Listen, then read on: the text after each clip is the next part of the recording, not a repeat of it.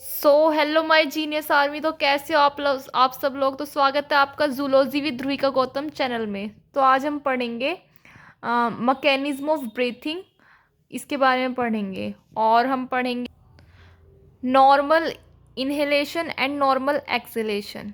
Start करते हैं। Mechanism of breathing क्या है, इसमें बता रखा है। Presence of lungs in thoracic chamber cavity is in such a way that any change in volume of thoracic chamber will be directly reflected in pulmonary volume।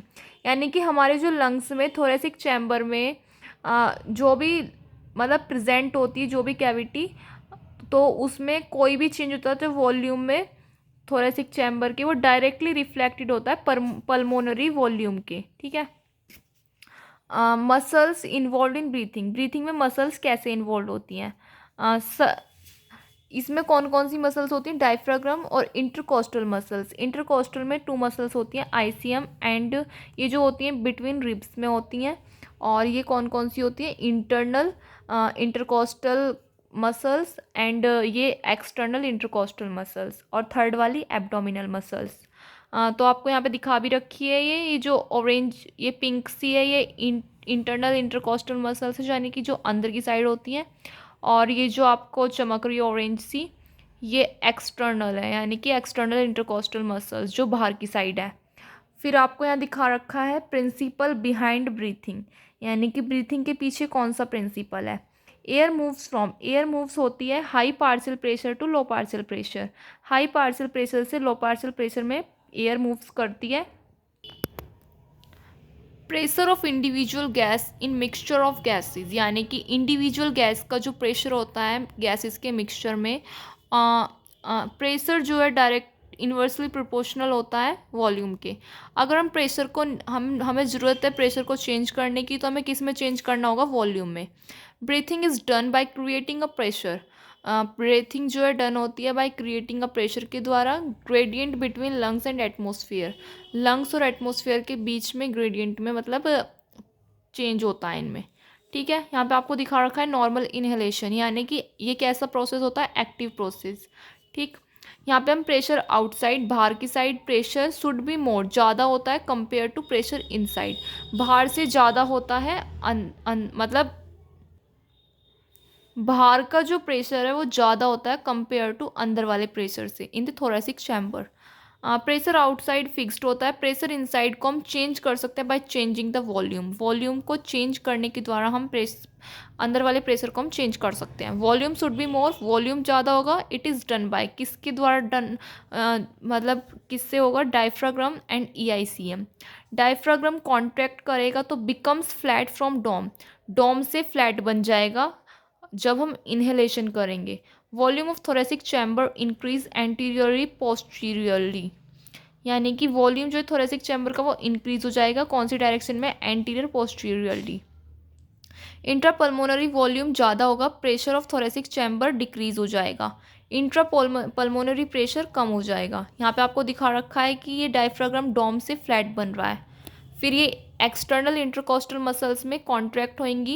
Ribs and sternum move upward and outward. Ribs और sternum जो है move करेगी upward and outward direction में। Volume of thoracic chamber increase dorso ventrally, यानी कि जो thoracic chamber का जो वॉल्यूम है वो इंक्रीज होगा डोर्सो वेंट्रली, और पल्मोनरी वॉल्यूम इंक्रीज होगा। फिर pressure of thoracic chamber decrease हो जाएगा। फिर इंट्रापल्मोनरी प्रेशर कम हो जाएगा। और यहाँ पे भी इधर की साइड डायफ्राग्राम में इंट्रापल्मोनरी वॉल्यूम ज़्यादा, pressure of volume thoracic chamber decrease हो जाएगा, थोरेसिक चैम्बर का प्रेशर, और इंट्रापल्मोनरी प्रेशर कम हो जाएगा। और इन दोनों को मिला के एयर कम्स इनसाइड, यानी कि एयर अंदर आ जाएगी। यहाँ पे आपको दिखा रखा है नॉर्मल एक्सिलेशन, यानी कि एक्सेल कैसे कर सकते हैं हम नॉर्मल। इसको पैसिव प्रोसेस है ये हमारा। और fix pressure outside less as compare to pressure inside thoracic chambers, यानी कि जो प्रेशर आउटसाइड है वो कम होगा कंपेयर टू इनसाइड वाले थोरेसिक चैम्बर के कंपेयर में। ठीक है। प्रेशर आउटसाइड फिक्स्ड होता है, लेकिन प्रेशर इनसाइड को हम चेंज कर सकते हैं बाय चेंजिंग वॉल्यूम। ठीक है। Volume should be less and is done by, volume कम होता है और ये किस किस के द्वारा होता है? Diaphragm and EICM. Diaphragm relaxed होगा, it becomes dome from flat, ये फ्लैट से डोम बन जाएगा। Volume of thoracic chamber decrease, thoracic chamber का जो वॉल्यूम है वो डिक्रीज हो जाएगा। एंटीरियर पोस्टीरियरली डायरेक्शन में प्रेशर ज़्यादा हो जाएगा एंड प्रेशर इंक्रीज हो जाएगा और डिक्रीज इन इंट्रापल्मोनरी वॉल्यूम, और इंट्रापल्मोनरी वॉल्यूम कम हो जाएगा। प्रेशर इंक्रीज और इंट्रापल्मोनरी वॉल्यूम डिक्रीज।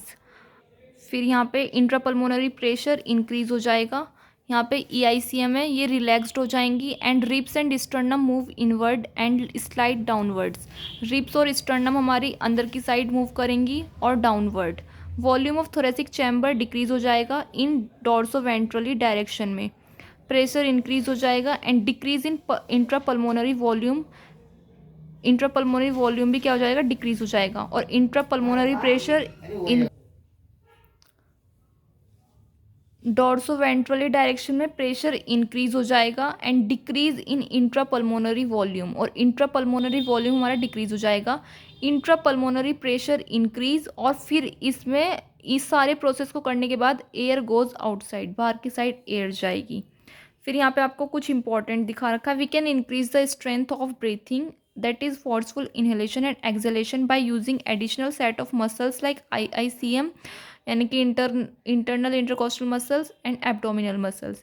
हम ब्रीथिंग की स्ट्रेंथ को इंक्रीज कर सकते हैं फोर्सफुल इनहेलेशन और एक्सहेलेशन के द्वारा, using additional set of muscles, यानी कि एडिशनल सेट जो है मसल्स के, लाइक इंटरनल इंटरकोस्टल मसल्स और एब्डोमिनल मसल्स को के द्वारा हम ब्रीथिंग की जो स्ट्रेंथ है उसको इंक्रीज़ कर सकते हैं।